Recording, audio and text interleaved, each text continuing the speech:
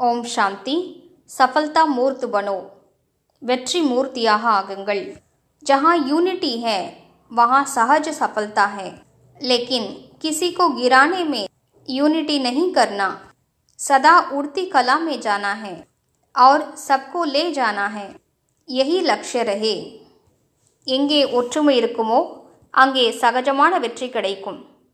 ஆனால் பிறரை வீழ்த்துவதில் ஒற்றுமையை கடைபிடிக்காதீர்கள்.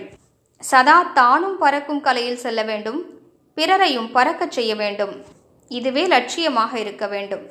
சதா ஆக்யாகாரி வஃபாதார் பன், ஹர் கதம் மே ஃபாலோ ஃபாதர் கரோ.